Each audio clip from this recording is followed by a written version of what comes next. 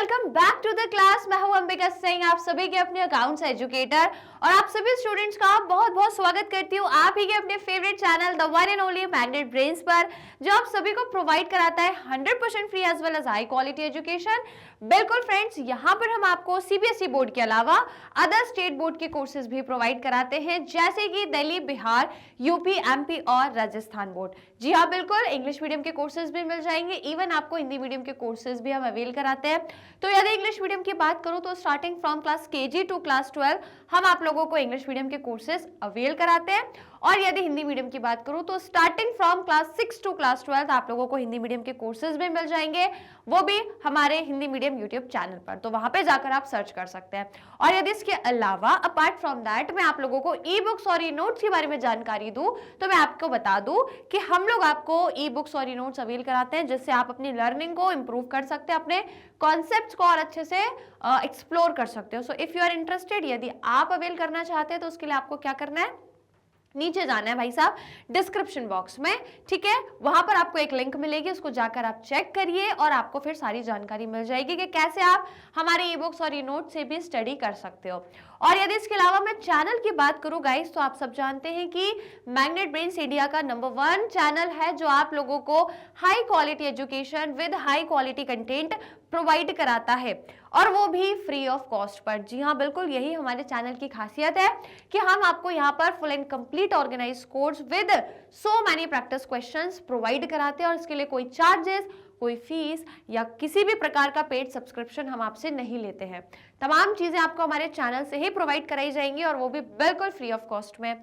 तो बस इसके लिए आपको क्या करना रहेगा, हमारे चैनल से कनेक्टेड रहना होगा, चैनल को सब्सक्राइब करना होगा, जिससे आप भी अपने हर एक सब्जेक्ट के, हर एक चैप्टर के अंदर के हर एक टॉपिक का डिटेल एक्सप्लेनेशन ले सके, डिटेल स्टडी कर सके अपने सिलेबस की, अपने सब्जेक्ट्स की, और काफी सारे प्रैक्टिस क्वेश्चन जैसे एक्सरसाइज के question topic wise, MCQ, assertion reason, important question, sample paper solution या फिर प्रीवियस ईयर क्वेश्चन, सारी चीजें आप हमारे चैनल से अवेल कर सकते हो, ठीक है। और वो भी घर बैठे बैठे ऑनलाइन मोड में, और वो भी फ्री ऑफ कॉस्ट पे, ठीक है। तो इफ यू आर इंटरेस्टेड भाई, यदि एजुकेशन लेना है फ्री ऑफ कॉस्ट में, तो बस हमारे चैनल मैग्नेट ब्रेन्स को सब्सक्राइब करना पड़ेगा, बस केवल सब्सक्राइब कर लीजिए, बाकी फिर आप आराम से डेली क्लासेस अटेंड कर सकते हो, ठीक है। तो सभी स्टूडेंट्स, उम्मीद करती हूँ सभी ने सब्सक्राइब कर लिया होगा, और आज के इस पर्टिकुलर सेशन को जल्दी से लाइक और शेयर कर दो भैया, जल्दी से अपने दोस्तों को शेयर मार दो और लाइक कर दो, सो दैट फिर अपन आज की कहानी को आगे बढ़ाते हैं। तो आज की कहानी कुछ इस प्रकार से है कि पहले तो मैं आपको बता दूं कि हम लोग अपना क्लास 12 अकाउंटेंसी का चैप्टर नंबर 12 पढ़ रहे हैं, और उसका नाम है बढ़िया क्या, अकाउंटिंग रेशोज।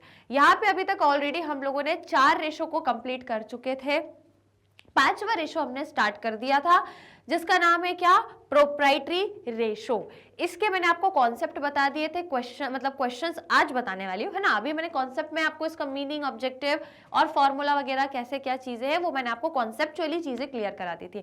अब बारी आ गई है उन कॉन्सेप्ट्स की क्लियरिटी के लिए कुछ क्वेश्चन सॉल्व करने की। तो आइए फिर आज की यही जो क्लास है, इसमें हम प्रोप्राइटरी रेशो के क्वेश्चंस को सॉल्व करने वाले हैं। तो हमारा टॉपिक क्या है आज, exercise based on proprietary ratio, जिसमें आज हम क्वेश्चन नंबर 43 से स्टार्ट करेंगे। ऑलरेडी अभी तक हम अकाउंटिंग रेशो के पूरे 42 क्वेश्चन सॉल्व कर चुके हैं, तो आई होप आपने पूरे सीक्वेंस में देखे होंगे, अटेंड करे होंगे, बढ़िया से सॉल्व करे होंगे। तो अब अपन गाड़ी आगे बढ़ा रहे हैं, 43 क्वेश्चन से सॉल्व करेंगे, प्रोप्राइटरी रेशो से रिलेटेड क्वेश्चंस को सॉल्व करेंगे। सो आर यू रेडी भाई? रेडी कैसे, अपनी कॉपी पेन जरा लेकर बैठो, मेरे साथ में मिलके सॉल्व करना, हेडिंग वगैरह डाल लो, प्रोप्राइटरी रेशो सारी चीजें डाल लो, फिर अपन सॉल्व करना चालू करें फटाफट से, ठीक है। कर लिया सभी ने, तैयार है सभी बिल्कुल अपनी कॉपीज के साथ? तो मेरे साथ में मिलकर सॉल्व करना। तो मैं लगा रही हूं आपकी स्क्रीन पे आज का पहला क्वेश्चन प्रोप्राइटरी रेशो से रिलेटेड, जो ये रहा भाई आपकी स्क्रीन पर, आपका सवाल, ठीक है, आपका सवाल। अब आप मुझे इसका सोल्यूशन करके दिखाएंगे। तो देखो क्वेश्चन 43 कह रहा है, from the following information calculate proprietary ratio. अब देखो क्या क्या चीजें दी है भैया, जरा देख लो इधर। तो देखो, अच्छा पहले तो फॉर्मूला बताओ, ऐसे काम नहीं बनेगा, पहले फॉर्मूला बताओ फटाफट से, मुझे प्रोप्राइटरी रेशो का फॉर्मूला बता दो, जल्दी से बता दो और फटाफट से बता दो, जल्दी बताओ।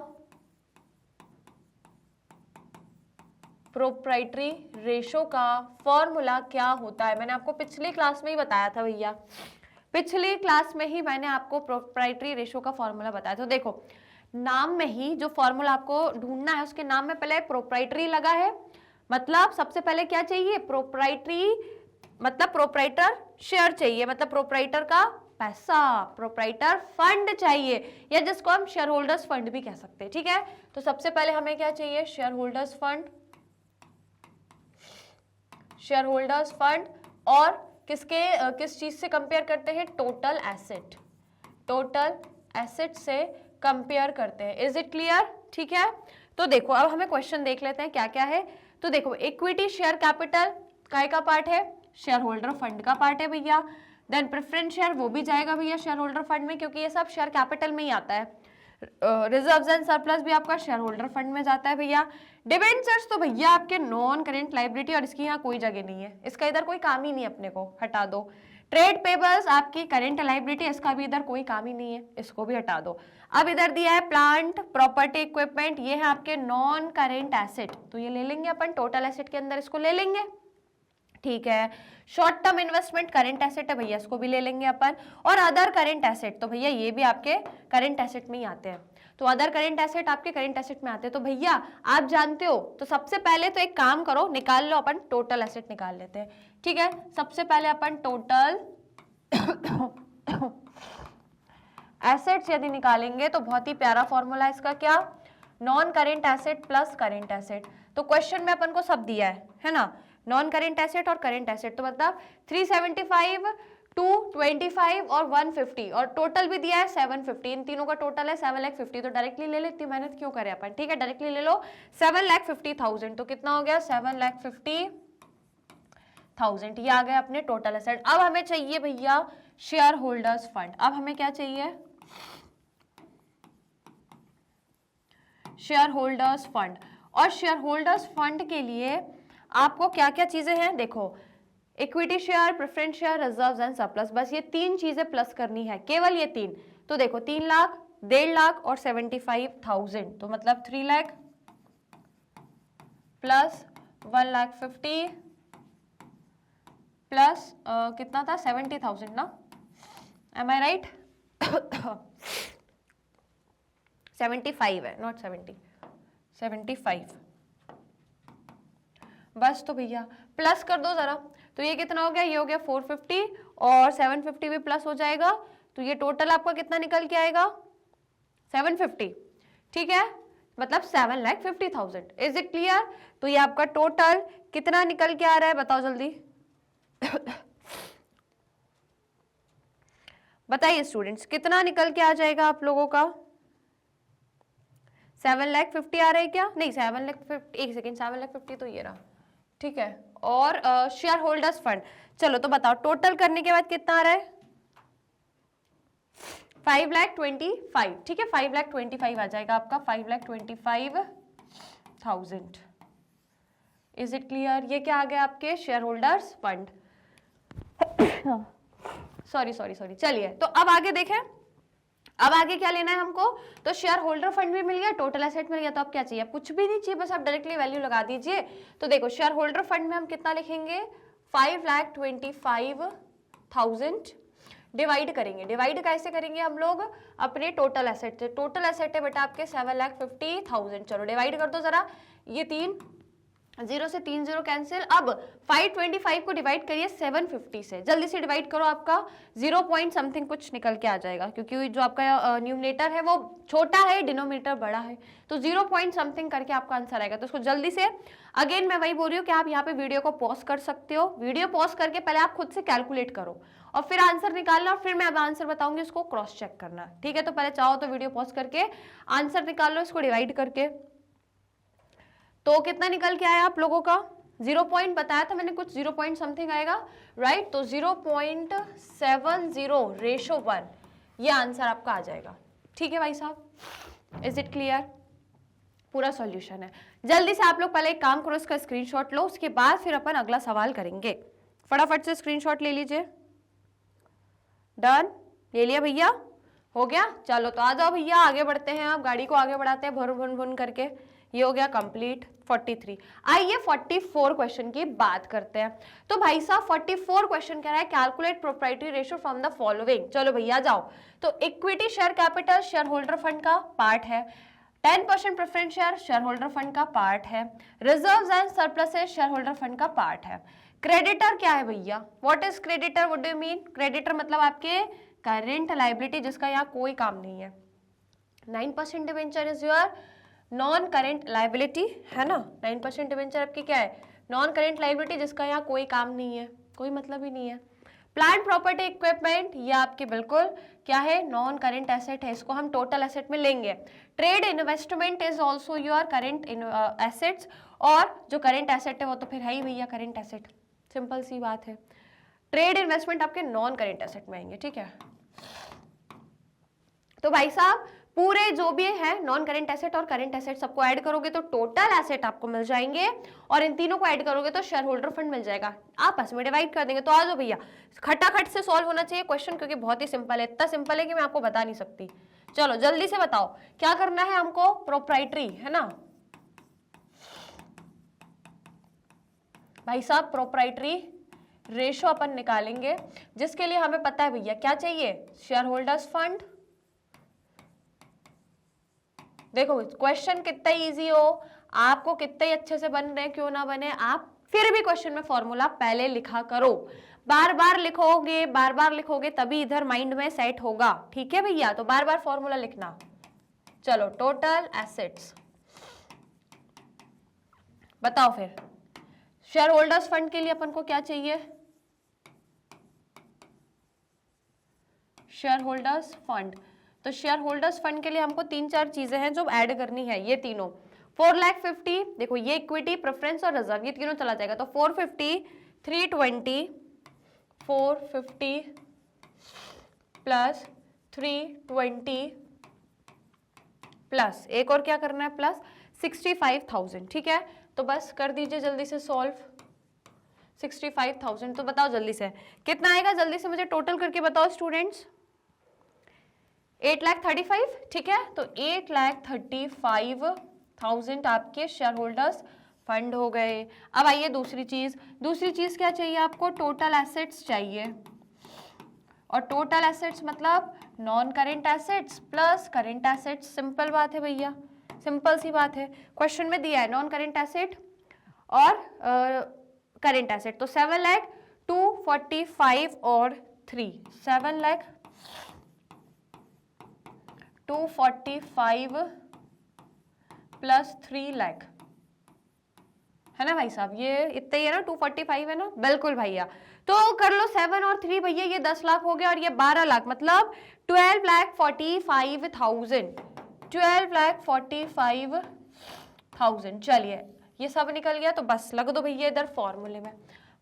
शेयर होल्डर्स फंड है 8,35,000 डिवाइड बाय 12,45,000। अगेन इसका पॉइंट्स में ही आंसर आएगा, 0 पॉइंट समथिंग कुछ निकलेगा।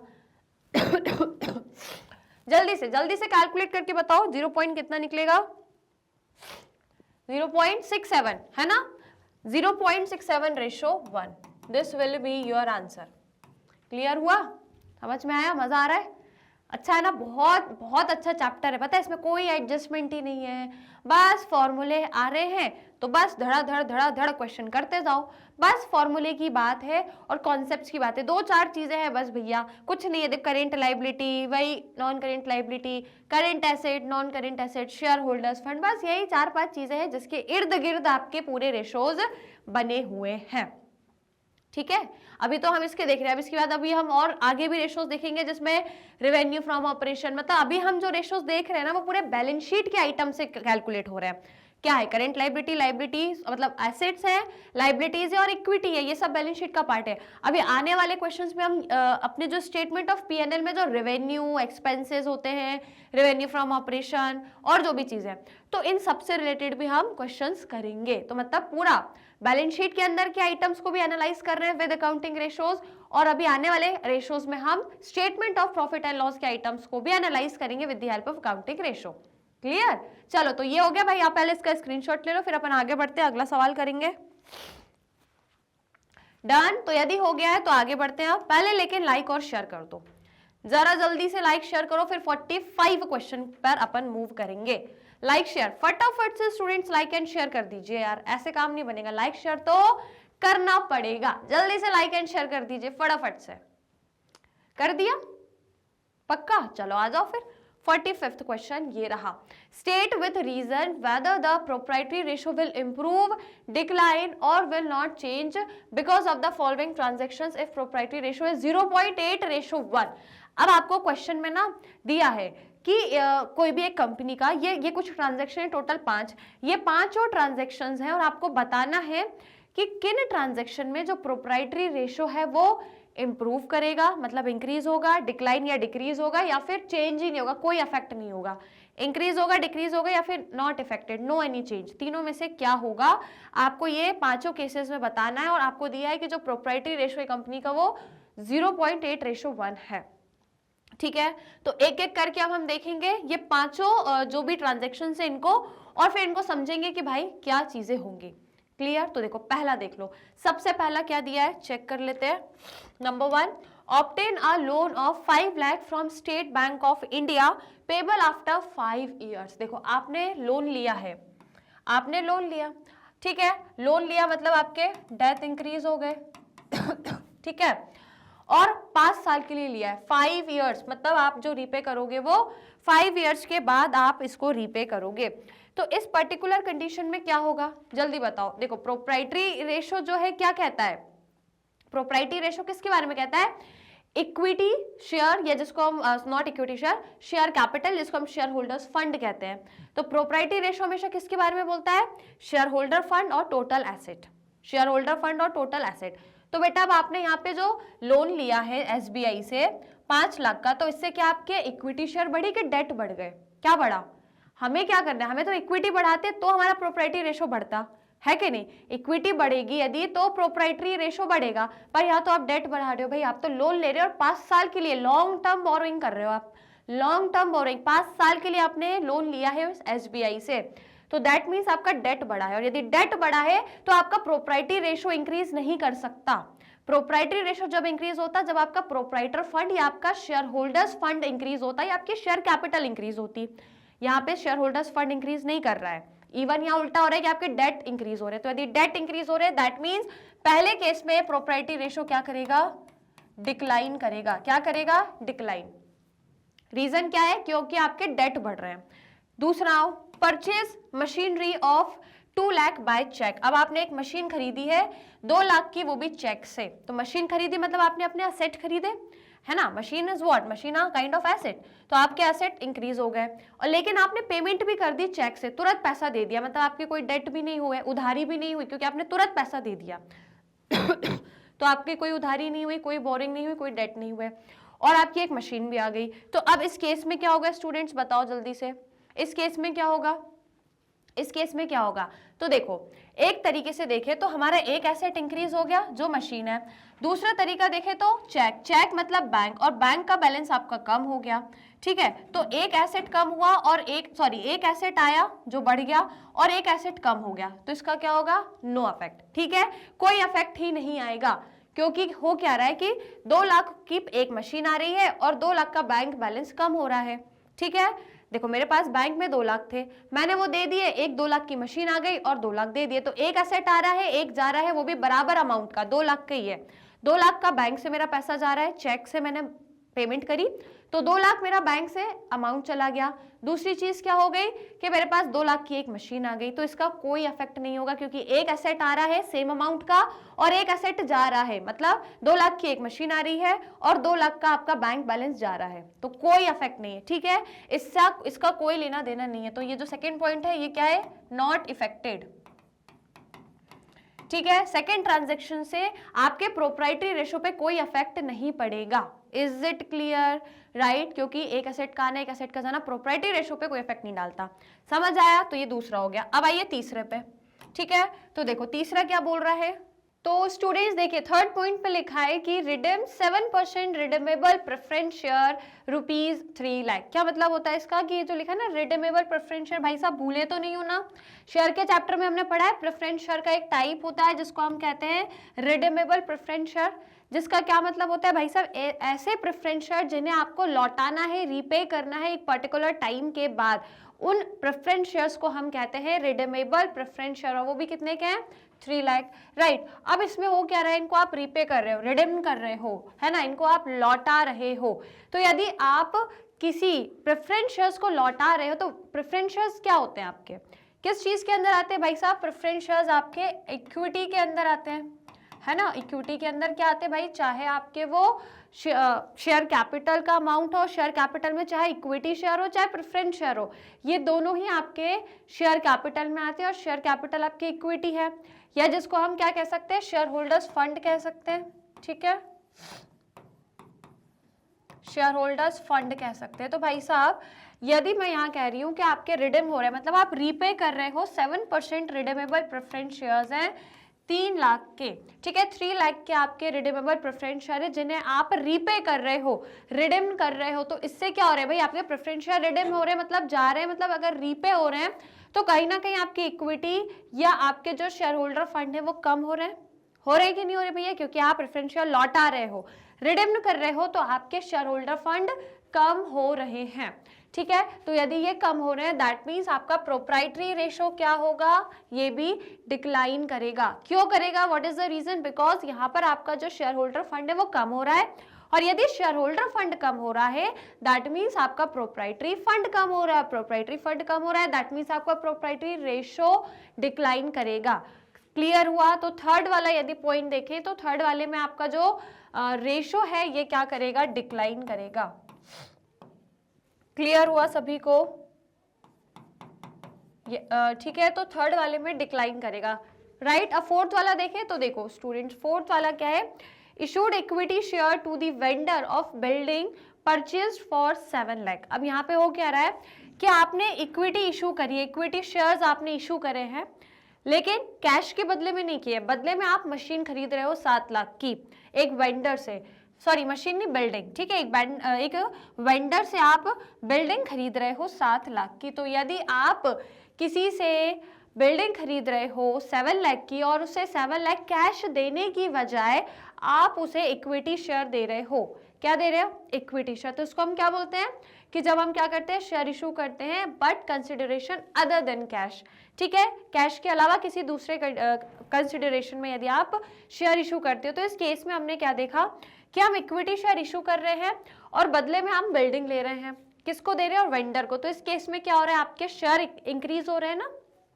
भाई, आपने इक्विटी शेयर यदि इशू करे हैं इट मींस आपका जो इक्विटी शेयर कैपिटल है वो इंक्रीज हो रही है ना, इक्विटी शेयर कैपिटल इंक्रीज हो रही है, और यदि इक्विटी शेयर कैपिटल इंक्रीज हो रही है दैट मींस अगेन इस क्वेश्चन में या इस पॉइंट में आपका शेयर होल्डर फंड इंक्रीज हो रहा है, और यदि शेयर होल्डर फंड इंक्रीज हो रहा है तो आपका प्रोप्राइटरी फंड इंक्रीज हो रहा है, मतलब, और जहां प्रोप्राइटरी फंड इंक्रीज होता है दैट मीन्स आपका प्रोप्राइटरी रेशो इंप्रूव करेगा। समझ में आया।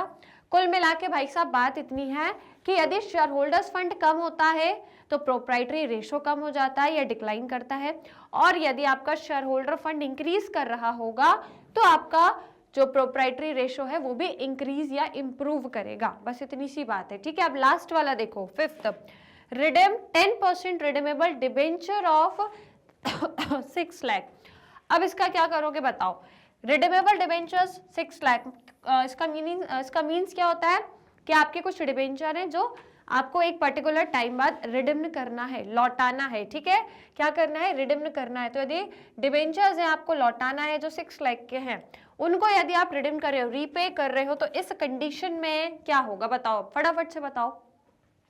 इस पर्टिकुलर कंडीशन में आप क्या बोलोगे, देखो डिबेंचर्स का देखे तो प्रोप्राइटरी रेशो से कोई लेना देना है क्या, बताइए। इस कंडीशन में क्या होगा, इंप्रूव करेगा कि डिक्लाइन करेगा, बताइए जल्दी बताओ फटाफट से। तो यहाँ पे देखो सिंपल सी बात है, थोड़ा सा दिमाग लगाओ कि यहाँ पे आपके कोई वो चेंज नहीं हो रहा, मतलब आपका शेयर होल्डर फंड चेंज नहीं हो रहा, लेकिन आपका जो डेथ है वो तो कम हो रहा है ना, आपका जो डेथ है वो तो कम हो रहा है। Debentures are what, these are your debt. और आपका यदि आप डिबेंचर लौटा रहे हो, डिबेंचर का जो अमाउंट है वो रीपे कर रहे हो, उसका मतलब आपने डेथ कम कर रहे हो। तो यदि डेथ कम हो रहा है दैट मीन्स ऑटोमेटिकली क्या होगा, आपका शेयर होल्डर फंड इंक्रीज होगा। इसलिए इस केस में जो आपका प्रोप्राइटरी रेशो है वो भी इंप्रूव करेगा।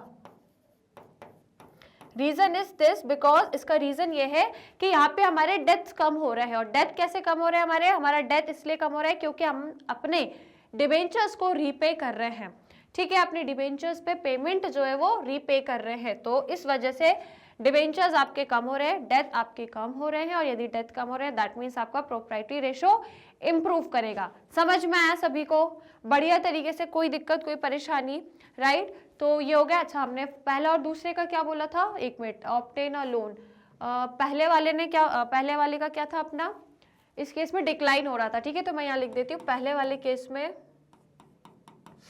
डिक्लाइन था और यहाँ पे सेकंड में था नॉट चेंज, है ना। एक मिनट, परचेज मशीन, हाँ ये नॉट चेंज,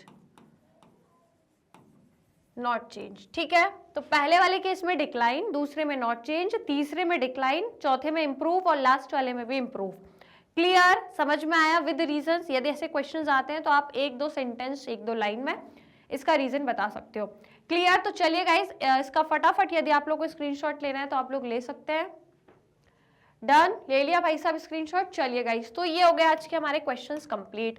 यदि आपको समझ में आए हैं बढ़िया तरीके से तो भाई साहब लाइक और शेयर जरूर कर देना। सभी को बोल रही हूँ लाइक एंड शेयर सभी को करना है जाते जाते, क्योंकि आज की क्लास को हम यहीं पर वाइंड अप कर रहे हैं। ठीक है, इतने ही क्वेश्चंस आज हमें करने थे प्रोप्राइटरी रेशो से रिलेटेड। तो आई होप गाइज अब आप लोगों को बढ़िया से प्रैक्टिस हो गई होगी। प्रोप्राइटरी रेशो से रिलेटेड कैलकुलेशंस अब आपसे बन गए होंगे, फॉर्मूला बहुत ईजी है, क्वेश्चंस भी हमने काफी सारे सॉल्व किए जो कि बढ़िया तरीके से हो गए। अब हम लोग अगला रेशो स्टार्ट करेंगे अपनी नेक्स्ट क्लास में। ठीक है, तो अब हम सॉल्वेंसी रेशो में, हमने आज प्रोप्राइटरी रेशो को कवर कर लिया है। अब इसके बाद का रेशो हम कवर करेंगे अपने नेक्स्ट सेशन में। तो बस डेली ऐसे ही जुड़े रहिए, बने रहिए मेरे साथ और हमारे चैनल मैग्नेट ब्रेन्स के साथ, जो आप सभी को प्रोवाइड कराता है 100% फ्री ऑफ कॉस्ट में हाई क्वालिटी एजुकेशन। बिल्कुल स्टूडेंट्स, यहाँ पर हम आपको सीबीएसई बोर्ड के अलावा अदर स्टेट बोर्ड के कोर्सेज भी प्रोवाइड कराते हैं, जैसे कि दिल्ली, बिहार, यूपी, एमपी और राजस्थान बोर्ड। इसके अलावा वैदिक मैथ्स क्रैश कोर्स और स्पोकन इंग्लिश के कोर्सेज भी आपको हमारे चैनल पर मिल जाएंगे। इवन आपको हम यहाँ पर कंप्लीट कोर्स प्रोवाइड कराते हैं हर एक सब्जेक्ट में, डिटेल्ड एक्सप्लेनेशन, डिटेल्ड डिस्कशन, हर एक टॉपिक वाइज हर एक चैप्टर में। इवन काफी सारे प्रैक्टिस क्वेश्चंस भी आपको मिल जाएंगे हमारे यूट्यूब चैनल पर, जिसके लिए आपको क्या करना है, केवल हमारे यूट्यूब चैनल को सब्सक्राइब करना है। इवन इफ यू वांट, आप चाहे तो हमारा मोबाइल एप्लीकेशन डाउनलोड कर सकते हो, अदरवाइज हमारी वेबसाइट पर भी आपको कंप्लीट एजुकेशन मिल जाएगा, कंप्लीट कोर्स मिलेगा, और वो भी बिल्कुल फ्री ऑफ कॉस्ट में। कोई आपको 1 रुपया भी नहीं देना है, कहीं कुछ नहीं खर्च करना है, कंप्लीट एजुकेशन आपको फ्री ऑफ कॉस्ट में अवेल हो जाएगा हमारे चैनल से। ठीक है भाई साहब, इवन यदि आप ई बुक्स और ई नोट्स अवेल करना चाहते हैं तो उसके लिए आपको नीचे डिस्क्रिप्शन बॉक्स में एक लिंक मिलेगी, उसको आप क्लिक करें, देन आप आराम से अवेल करके लर्निंग कर सकते हो। और यदि आप other social media platform use करते हो भाई साहब, जैसे कि YouTube, Facebook, Instagram, Twitter, WhatsApp, तो यहाँ पर आप हमारे चैनल को फॉलो करके अपनी लर्निंग में अपना टाइम स्पेंड कर सकते हो। ठीक है, तो भाई सबके एग्जाम्स आ रहे हैं फोकट में, इन सोशल मीडिया प्लेटफॉर्म पर अपना टाइम यदि आप लगा रहे हो तो उसको इफेक्टिवली यूटिलाइज करिए, लर्निंग में दीजिए, रील्स वगैरह एक्सप्लोर मत करिए अभी। ठीक है, तो हमें फॉलो करके अपनी लर्निंग को और भी इंप्रूव कर सकते हैं। और लाइक और शेयर तो भाई सभी को करना है आज के सेशन को, तो लाइक शेयर कर दीजिएगा, चैनल को सब्सक्राइब जरूर करना। तो गाइस चलते हैं, फिर मिलेंगे नेक्स्ट क्लास में, एक नए रेशो को डिस्कस करेंगे। So we see you guys again in the next session. Till that take care and keep learning.